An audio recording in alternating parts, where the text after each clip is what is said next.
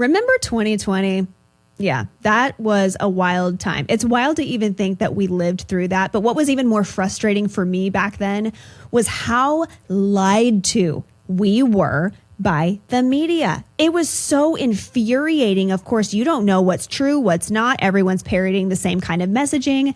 And then you start to kind of see through the messaging and like, oh my gosh, we are not being told the truth. But then you have particular reporters, say Ivory Hecker, for example, that had enough. She was just like all of us. She had enough. And she decided to be real ballsy one day and go on the news during one of her segments as a reporter and call out Fox for not allowing her to tell the truth. Check out what she did in 2021 during this particular news story. Outages across the region. Fox 26 reporter Ivory Hecker is live in Montgomery County to take a look at that aspect. Thanks, guys. That's right. Before we get to that story, I want to let you, the viewers, know that FOX Corp has been muzzling me to keep certain information from you, the viewers. And from what I'm gathering, I am not the only reporter being subjected to this. I am going to be releasing some recordings about what goes on behind the scenes at Fox because it applies to you, the viewers. I found a nonprofit journalism group called Project Veritas. It's going to help put that out tomorrow, so tune into them. But as for this heat wave across Texas, you can see what it's doing to AC units. What a baller. And you know what's so exciting? Today's episode, we get to sit down with Ivory Hecker herself and hear what she's doing nowadays as an independent journalist and everything that she is seeing and all the lessons that she's learned from corporate all the way now to being independent. This is going to be an episode that you do not want to miss. Share it with your friends. Welcome back to Lighten Up.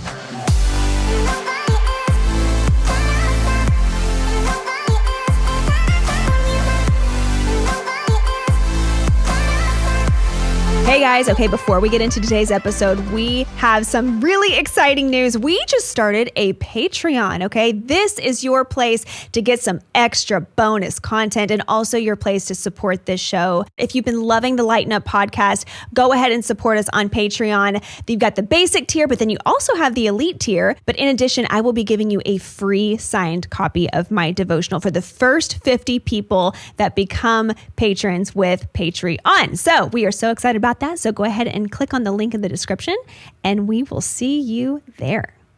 Okay, Ivory, hi. Hi. How are you doing? Good. It's great to be with you. I've enjoyed following Thank you. Yeah.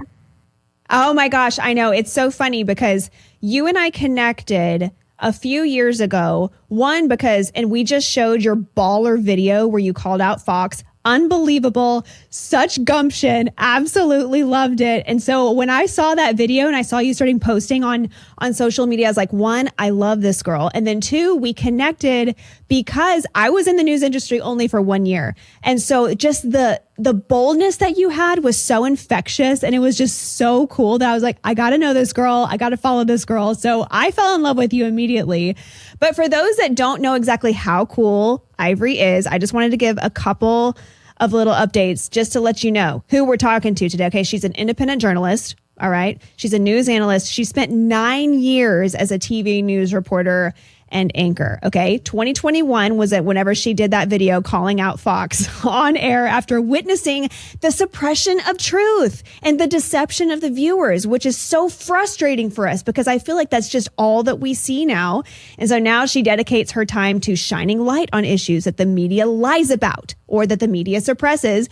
And last year, she launched the very first independent journalism course, teaching people how to cover the news successfully outside of corporate controls. And she's got her broadcast journalism degree from Syracuse University. So you're a really cool person, like really, really cool. Do you feel proud of yourself for what you've done so far, Ivory? Like that was bold. Thank you. Yeah, I do. I don't regret what I did at all. I mean, I wish more journalists had courage. I think they're really easily manipulated by the industry. So hopefully what I did can inspire some people. So here's what I'm noticing is, you know, it's so polarized right now, right? Left versus right. The left gets so angry whenever you don't report exactly what they want you to say. But now, Ivory, even though I am very proudly a conservative woman, I am seeing the very same thing happening on the right, where if you don't really talk about exactly what they want you to talk about. They'll accuse you of being liberal. If you don't report things in the way that they want you to report, then they'll just be as ugly and nasty as the left is. And I'm like, this has gone berserk. This has gone nuts. So as an independent reporter now, where you don't have to answer to nobody, are you seeing this too? Like, are you seeing that it's really like everybody's nuts? Absolutely. Yeah, it's very polarized right now, which is pretty common in the news culture and people who consume a lot of news. I think it's interesting to try to figure out why that is, why people get their emotions so tied to like groupthink in one community or another. But, you know, in the news business, sensationalism sells. And so whether you're listening to a conservative news person or a liberal news person or just a journalist, a lot of the most successful news people, they create like this clear message of like our side is better. Yeah. And so the people who become fans of that news person, I think, latch onto that way of thinking. And so then if a journalist goes in and just tries to look at the story with an open mind and say, okay, what is true here? Then people are immediately like, oh, you're not taking our side, then you're against us. You know, right. And it's like, whoa. And so I think you saw my post about that with the Somali fraud stories in Minnesota. Yes. Okay, so prefacing that, because that's also why I wanted to talk to you today, because this is one of the biggest news stories right now with the whole Somali fraud situation. I mean, it is so crazy to see how much fraud has been uncovered in the state of, was it Minnesota? I believe in the state of Minnesota, how much fraud has been uncovered by Nick Shirley, who himself is an independent journalist. He figured it out. An independent news journalist all by himself. You would think that the national media should be the ones asking those questions. But now you have people like yourself, independent news reporters that are going out on the ground trying to find out what the true story is. He breaks that. Everyone's freaking out. The elites are going berserk. And now Tim Walz is like, oh, no, got to step down out of the race. And so you decided yourself, you know what? I'm going to go and ask these questions too. I'm going to go down on the ground and see what I see. But you even saw something different than what Nick saw. You started seeing some different stuff. So can you tell me what you saw whenever you went to go cover that story in Minnesota? Well, by the time so I happened to already be in Minnesota. So I was, you know, my viewers were very interested in the story. And I was like, should I just go and help cover it? And then everyone's like, absolutely. So I drove up there, and by the time I was there, I mean, I went to the most viral location, the Quality Leering Center. And Quality Leering Center. That was the viral location everyone wanted to know about. Yeah. I was like, well, let me show up. So by the time I got there, leaders of that learning center had already said, well, Nick Shirley got it wrong because we don't open till 2 p.m.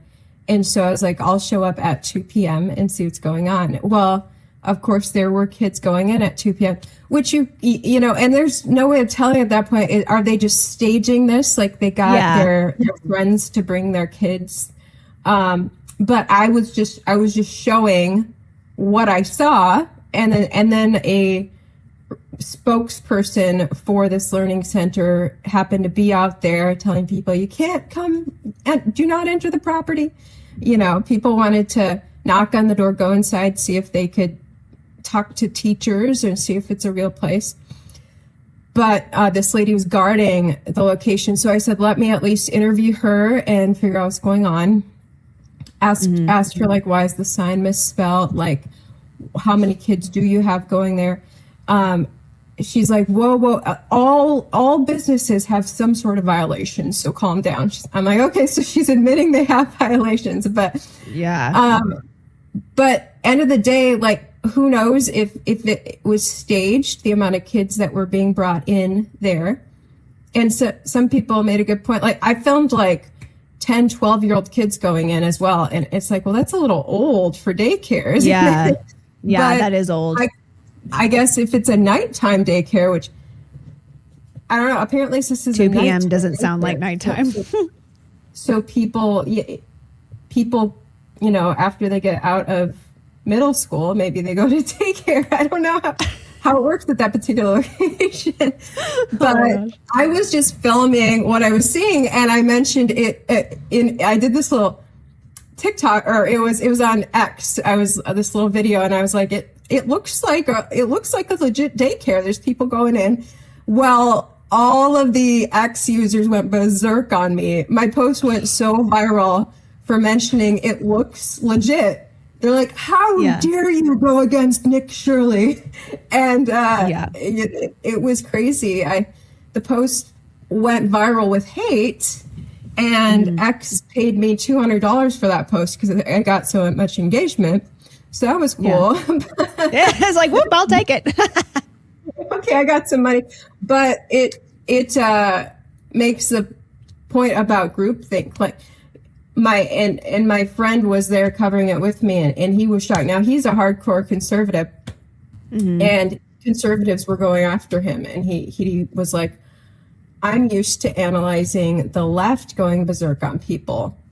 Yeah, I didn't know. He's like, I didn't know my side was like that, and I'm like, just covering, just doing the journalism approach my whole career of like, I'm just gonna be curious. I'm going to step into this and see what I see and what's really going on. You know, just going into it with curiosity first has always been my approach. And when I do that, there's usually one or both sides that don't like me for that.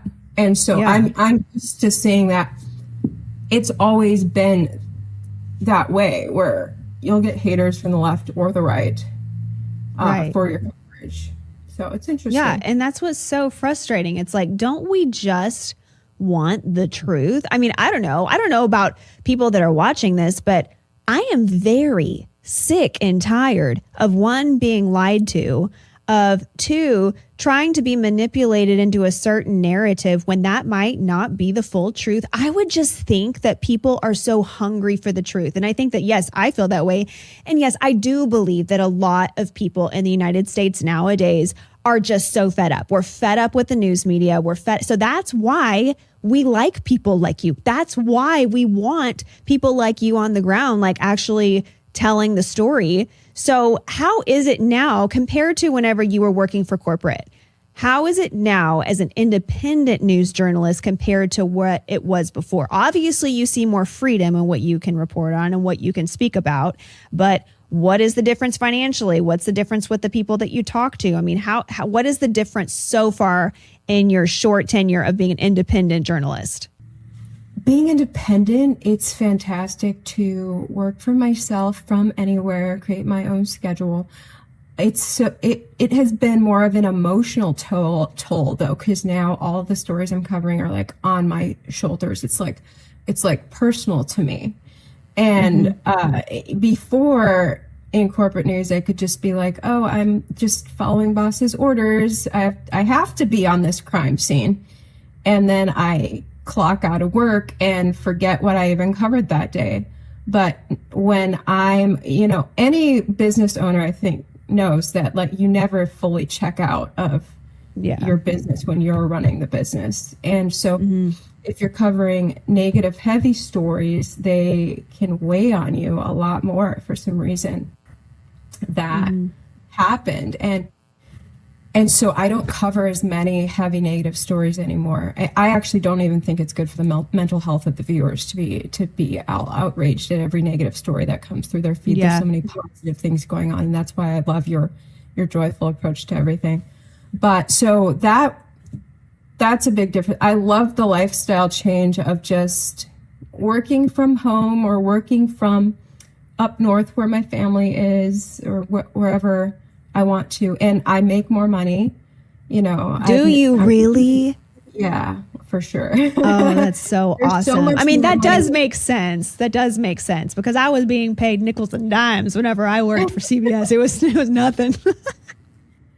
Yeah, it's there is so much money to be made in independent media, actually. And it's still an emerging line of work. It's still an emerging business. The corporate media is like the flip has just happened where more people consume independent media now than corporate media. but there's so much room to grow still in this field, which is why I created the independent journalism course I have to teach people how to land in this line of work. Because my first year independent, I hit the ground running, making six figures, and I was like, wait. Six figures? That's amazing. Yeah, I was like, I didn't know this was such a thriving industry. Yeah. And, you know, then I did some collabing with Tim Pool, who was just rocking and rolling in independent media. Yep. I mean, he's like one of the independent media pioneers, and he had just bought a Mercedes cash and was very open about that. And I was like, oh, and I got a YouTube agent. He kind of monetized my YouTube, placing ads in there. Yeah.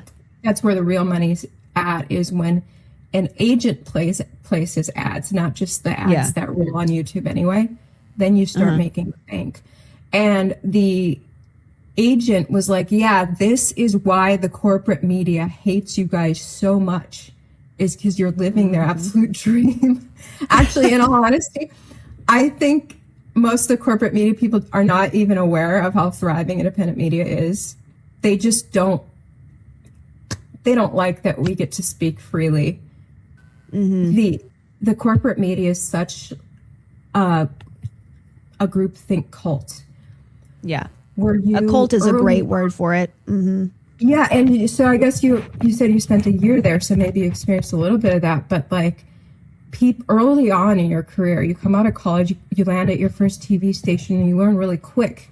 You're supposed to think and speak a certain way about current events, which is usually like this leftist, way of thinking. Yeah. And if you don't, you might get fired or demoted. Yes. They've seen it happen. And so really quickly they start to act like everyone else in the media. And pretty soon they really start to believe how they're starting to talk. And so it becomes this cult, and then we stray from it, which independent media members, they just think for themselves, they say what they want. And so that I think is why corporate media members hate the independent media, but it doesn't help that independent media members are living great lives, having a huge success. Yeah. Yeah. They're super jelly, for one thing. They're super jelly. They're like, what the heck? And I think it's also probably an ego thing too. It's like, I have this on my resume. I work for CBS. I work for ABC. I work for CNN. I work for Fox. And it's great on paper, but yeah, you are just a talking head. You're reduced to just the talent of talking into the camera. But whenever I was in the news, which again, less than a year, just right under a year, that's all that I did. But this was before 2020. This was before I understood that there was such a polarization in it, that it was all, just led by the elites, basically, or whoever is funding all of these major news networks. But what I do remember is that we would always have to, in the very beginning of shows or prefacing certain stories, national stories, all of us in the local news stations were saying exactly the same intro for every single national news story. It was like, this is the intro for all of Fox, and this is what you're going to read before this particular story. And so it wasn't like we were writing it ourselves. A lot of it was just already given to us. And so we just had to read what was on the screen. And I didn't realize that fully until there was one episode of Conan O'Brien, and he had a compilation of all of these different local news people that were reading exactly the same intro for these stories. And I was in one of them. I was sitting there in one of those clips, and I was like, oh my gosh, yes, I was in it. I wasn't saying the intro, but I was sitting next to my co-anchor that was saying the intro. Maybe, Jess, if we find that, I'm going to pull it up and show it on this episode. From a desk or a couch? From your desk or the couch? From a desk or the couch? From a desk or couch? From a desk or the couch? I was so embarrassed because I was like, they're using us. They're using us just to say what they want us to say. So in a way, and the reason that I even quit was because I got married. Like that was the main reason. So I quit, and then I moved up to the Dallas-Fort Worth area, which is where my current, where my husband is. And the Dallas-Fort Worth area is very competitive in the news industry. It's just a much larger market. And I was so young. I'd had hardly any experience. So I was going to have to work from the bottom all the way back to getting, an anchor position or even a reporter position. And I was like, that sounds awful. And then I happened to get pregnant right after that. So I was like, forget it. It's such a demanding job working in corporate news. I don't think I can ever do this again. So in my opinion, I was like, maybe that was a way of escape. Maybe that was God's way of pulling me out of an industry, one, that I was too immature to handle. And then two, maybe I would have continued and then got sucked into a job like maybe you did. And then 2020 would have rolled around and maybe I wouldn't have had the balls to say something like you did. Like, knowing my personality, I'm not as bold. And so I'm growing out of that. I'm maturing out of that, obviously. But I don't know if I had done that for that entire time. I don't know if I would have had that kind of boldness to say, you know what? My boss wants me to say this, but that's not exactly what I want to say because that's not what I'm seeing. But anyways, here we go. So I just loved what you did. It just was so unbelievably inspiring and refreshing to see that. But that was my experience. I was like, wow, I was just being used to just say what they wanted me to say. I mean, what is your opinion? Do you think that there is, of course, I think there's a collective of a couple of elites that just pay off and own the corporate news industry. Do you think that's what's happening and they're controlling the entire world? Be honest. Taking a quick break right now to let you know about one of our sponsors for today's episode, and that is Christian Healthcare Ministries. Is your health insurance eating up your budget for 2026? Well, if you're looking for ways to better steward your finances, consider this. Christian Healthcare Ministries is a health insurance alternative at half the cost. Okay, I've been using them for almost 13 years now. They are amazing. While insurance companies tell you when to join, what to pay, and where to go, CHM is totally different. Okay, as a ministry, CHM allows you to share the burden of medical bills with other Christians. You can enroll, switch programs, or leave at any time. It's a world of difference. CHM has 4 flexible programs. You can pick any certified doctor, surgeon, or hospital that you want to for eligible care. Make the switch and take your paycheck back from health insurance this year.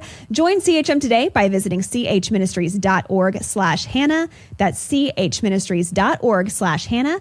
Now back to Ivory Hecker. I think it's more nuanced than that. Really? Yeah. But Okay. When it came to the pandemic, on certain topics, I think that is probably pretty much the case. And in the pandemic, it is, to this day, I'm not entirely sure what was going on, like what was driving every news outlet in America to basically copy and paste talking points from the CDC or the FDA. Yeah. But a Freedom of Information Act request that Blaze did later revealed that every outlet was getting paid by the White House, by HHS to put out certain talking points that promoted the vaccines once Biden was taking over. I don't know if Trump's White House was paying everyone, but it was exposed that Biden's White House was. And that included Fox News, Newsmax, all your favorite right-wingers. They're all in on that. And so, and that's in regards to vaccines, which it really stood out to me how we were basically like an advertising arm of the vaccine industry. Yes, for the pharmaceutical. Yes, for the pharmaceutical industry. Yeah, but the issue that I left over, which was the treatment of COVID patients, I left for a variety of reasons. That there were multiple areas where Fox chose deception over reality, the treatment of COVID patients, the vaccines, even crime, like a lot of different things, but the election for sure. But yeah, was it the fear of lawsuits? It could have been Fox's lawyers. Fox had some crazy lawyers, and it was interesting. After I left Fox, a friend of mine looked up the background of the lawyer who signed off on me getting fired from Fox. Yeah. And it was a guy working for Fox TV stations out of LA, which is an arm of Fox Corp, which the Murdochs do. And Right. he donated to Hillary Clinton every year. So he was like a raging leftist running the legal arm of Fox Corp, which is supposed to be conservative. But it's all just a business game for these people. But like, so was it him saying, you know, well, legally we can't, you know, stray from anything that the CDC says, or we might get sued for recommending that patients take something that doesn't work? You know, that could have been their logic. Or, you know, so it could have been, or the fear of losing advertisers, or were the Murdochs buddy with some evil world leader who wanted more people to die, so they hid treatments that were working. The treatments that I wasn't allowed to expose, that Doctors Hospital was saving 4 times more lives. Yes. And so there could have been so many more lives saved had I and others been able to report what he was actually doing. And he told me that there were other reporters from the other stations who said they weren't allowed to report what he was doing either. And so I feel like for whatever the reasoning was, there's blood on these news outlets' hands for hiding what was working. It's, instead of just doing journalism, going into it with curiosity and saying, I don't know what's true, but we're just going to show what this guy's using to treat his patients. And then we are going to double check on how many people are surviving after they get his treatment. And that's what I could only do that reporting after I left Fox. And when I did that, I realized he saved 4 times more lives. Yes. You know, instead of just like, let's be detached journalists and just say, this is what he's doing. Is it working? But instead, Fox acted like I was being a propagandist for him. Yes. Fox is the one who assigned me to cover him. They thought he was going to stick with the narrative, and he didn't. So that's such a level of gaslighting that just blows my ever-loving mind. Like, you were gaslit. You were literally gaslit by Fox, saying you were being the propagandist. You were being the one that was spreading false information, when in fact, that's what they were doing. That's exactly what they were doing. Ugh, makes me so mad. Right. The letter they wrote me 2 weeks later, threatening to fire me, was the highest level of gaslighting out there. Like, the entire letter was just a lie. They wrote this elaborate lie about me, that like, you're up to this and that, pumping out propaganda. And I was like, what? So like, I don't know if I've ever like put the whole letter out there to the audience, because it's a total lie that I like, it's not even true. But then the audience might think that's what I was up to. But I'm just like, corporate media is like that. And like a lot of corporate bosses, they will just bully their staffers around, and journalists need to get a spine. You know, in J school, we were taught this, that things like this would happen, where you're J school meaning journalism school, right? Yeah, like I actually went to a great J school. I don't know what J schools are teaching now, but they warned that, like, okay, you're getting into it for journalism, which is putting the people and their freedom first, no matter what. The truth and the freedom of the individual comes first as a journalist. But you're getting into a business where you're going to be working for corporate bosses who put profit above everything. And so the bosses are more likely to be compromised by special interests shoveling them some money or special gifts here and there. And so you have to be willing to stand against your bosses.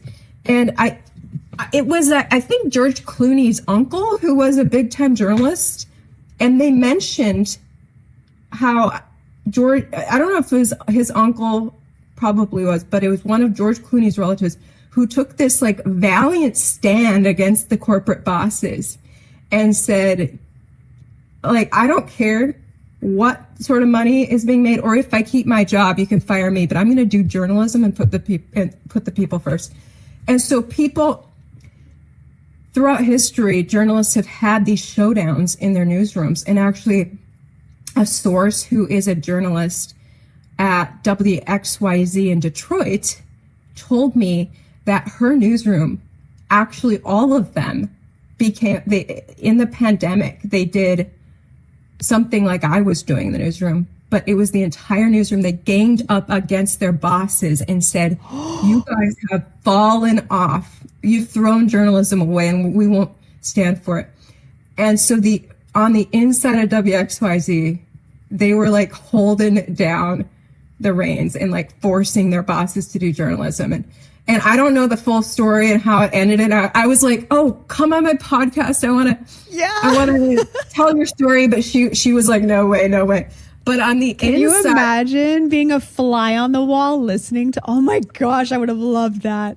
I know. I was like, oh, thank God. So I know there's journalists who've been putting up a fight in their newsrooms, in their corporate newsrooms, to try to keep journalism first. And there's still a lot of great journalism that occurs in corporate news, but there are certain topics that are very controlled. That's what I learned. And when we talk about gaslighting, this is how it's easier for bosses to gaslight their journalists when they're like, well, we let you cover this and that, you wanted to cover that and we let you cover it just how you wanted to.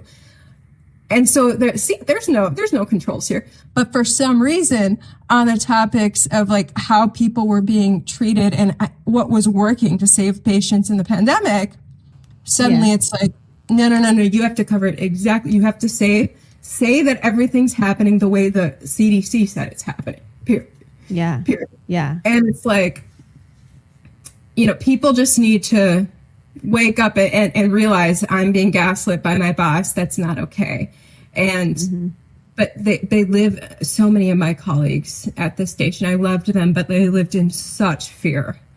It's a shame. Oh, yes. Yeah. Well, I think that is a huge issue. And probably, I would have probably been the same, honestly. And I'm being very honest. I probably would have been so fearful of losing my job, fearful of losing the income, fearful of being lied about, fearful of just what would happen next with my career, everything. I mean, think about it. You go to 4 years of college, you've poured your life and soul and your intellect into this particular job. And then what? You tell the truth and it's ripped away from you. I mean, there's a lot of fear that comes with that. And so that's why it's just so awesome to see that you're just like, I don't care. I'm going to tell the truth no matter what happens. And so it's just really, really cool to see that. But my husband and I were talking about this just the other day, like, because my husband's dad, he was an elderly man. He was a smoker. He got COVID. He went to the hospital and the whole entire protocol killed him. It killed my father-in-law. The hospital protocol killed him. He was literally killed. And I like to say that because that's actually what the truth is.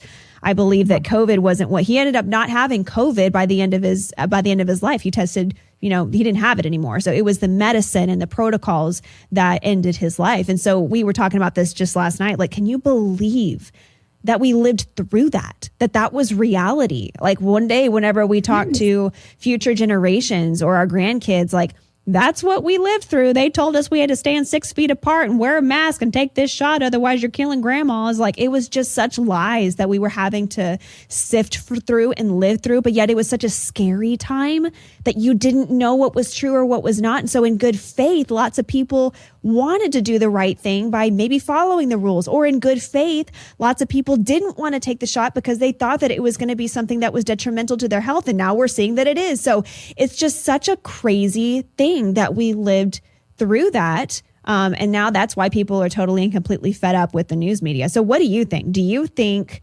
that the future of the news media and really people's trust in the media and also the government, do you think that the future lies with independent journalism right now?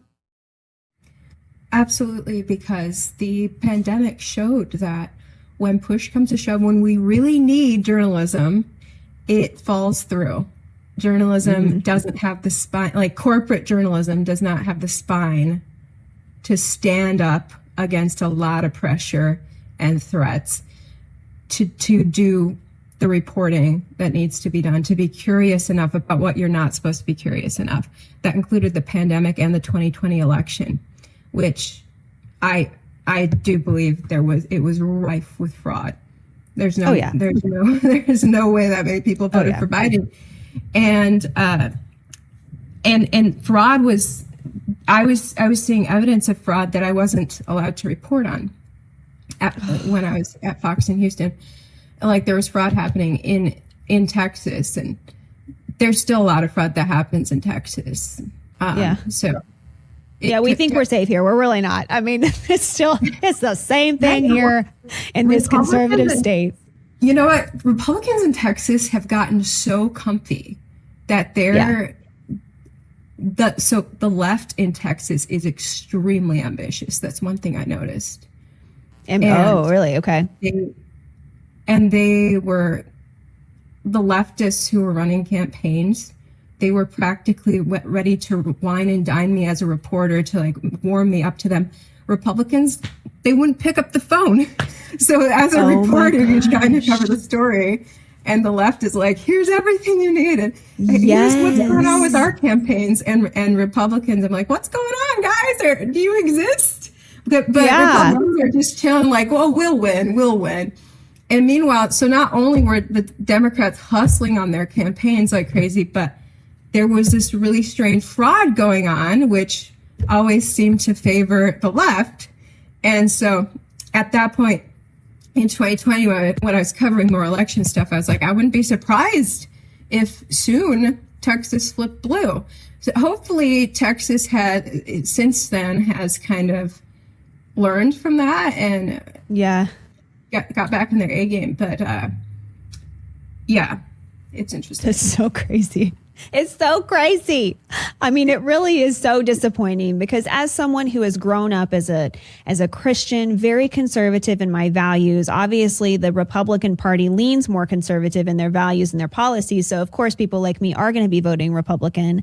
But it's just so frustrating to see that really even the Republicans that represent us, they don't give a crap about us. Like, they don't. They want to put more money in their pocket. It's very evident now at this point. And so it's a very frustrating thing as an American citizen to be watching this from the outside in. And to just not know what to believe and what to trust. So I am very grateful for people like you, because it is such a breath of fresh air, and it's exactly what we need during times like this, because we've learned our lesson. We've learned that our very favorite reporters that work for the top news stations don't always, they're not talking with, any objectivity. It's all biased, and it's all just talking points that are just fed to them. So I love what you do. And tell me a little bit about this journalism school type of program that you came up with. It's basically people can come in and learn from you or how to become an independent journalist. Yeah, it's called the News Influencer course. And I teach you how to cover the news as an influencer, which is the number one way that people want to consume their news these days. They want to get it from an influencer, either scrolling on social media or on their favorite podcast. That's literally how people get the news now. And so I take my 15 years of experience, both in the corporate media and being a successful independent journalist, and show people how to skip the mistakes that I and others have made and just get right into success. As far as the principles and ethics of what journalism actually is, how to really verify things and avoid propaganda, and as well as how to avoid censorship, how to grow your following, how to find and cover stories that matter, build great context, present the story in a way that's going to grab people and go viral, and then how to monetize everything. And we have a module on the legal aspects, because you don't want to get arrested or sued when you're doing the news, which can happen. So we cover all of that in 12 weeks. And then it's just me as your mentor in your corner, helping amplify your work, connect you with contacts if I can, and just get you into a path of success in this line of work. So my goal with this course was to help kind of jumpstart people's careers in this line of work. And I truly believe that independent journalism, I think that my course could help journalism students today way more than a 4-year journalism school. Absolutely. Yes. It's going to cost a lot of them $100,000.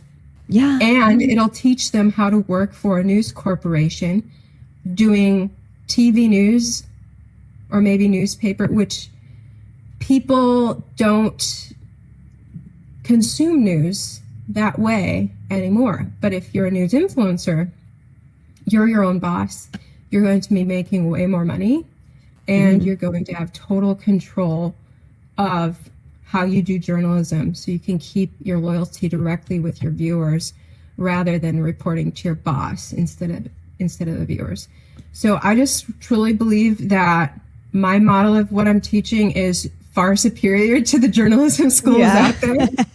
And so far, like, a lot of my students have been like, you know, people who are maybe in their 40s and want to shift gears into something that they actually care about. You know, maybe them working a job they didn't like and they want to shift to this, which I love that. But hopefully we can get more kids coming out of high school who actually want to go into journalism and get them to stop before they waste their money on a traditional day school and shift gears right into the independent media. And I think the young people will pick this up the best anyway. They're so tech savvy. So yeah, and they're smart. And you know what's so funny is I remember I had a professor back in 2010, 2011 when I was in school, and he said that very thing. He said the future of journalism is social media. And of course, back then, like, social media wasn't, I mean, it was there, but it wasn't this massive thing. Instagram wasn't even really around yet. It was just Facebook. And so when he was saying, like, hey, social media is the future of journalism, I was like, oh my gosh, I don't even know if I want to pursue something like that right now. I just want to go work for a corporate news and work my way up and go to New York. Like, that was like the dream. But now you're right. This next generation, they're smarter. They're more talented. They just got so much more savvy, and they're seeing through the BS. They're just seeing through it. And so I love that you have given a tool for these up and coming journalists, these up and coming young kids that are going to be making a difference in the lives of everybody in the United States and even around the world through their gifts of social media and also through their gifts of journalism. So I thank you for that. How can people find you? How can people participate in this course? And how can they follow you on social media? So they can sign up for class on freepresscourse.com, or just shoot me an email if you're curious about it, ivory@ivoryhecker.com. On social media, just search my name, Ivory Hecker. It'll come up. I'm on all the platforms. And yeah, would love to chat with people. You're the coolest. Thank you so much. I'm so excited that we got to talk about this. People are just going to eat this up. Thank you so much, Ivory. I appreciate you. Absolutely. So great talking to you.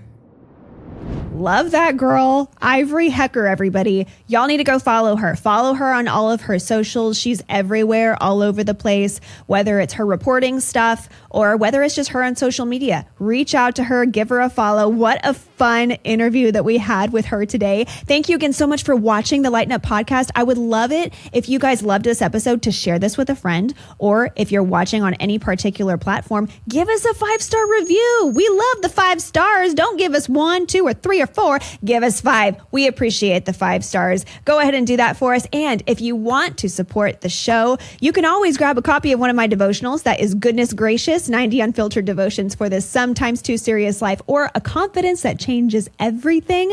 Those are great, fun little devotionals that you can read every single morning with your Bible reading, so that you're not constantly being infiltrated in your mind by fake news or bad news all the time. We got to renew our minds, right? We got to renew our minds. So those devotionals would be really, really great for you to be doing every single day. Also, if you want to be part of the group chat, we got a great group chat feature on my Instagram account. That is at hannahcruz.blog. And you can see right there at the very top of my little profile, it says the group chat. We want you to join, because I go in there and ask questions of what you guys want to be, sharing during the group chat segment of this show, if we have it. And also just sharing the things that I've learned. And it's just a great community. So go join the group chat. But if you don't have social media, you can also go to my website. That's www.hannahcruzblog.com/podcast. And you can input all your stuff there to be a part of the group chat. And again, Listen to this podcast anywhere, okay? Apple Podcasts, Spotify, YouTube, wherever you want to listen, it's right there available for you. We make it easy for you. But again, thank you so much for following the Lighten Up Podcast. Also on Instagram, we got a new Instagram account. Go there too.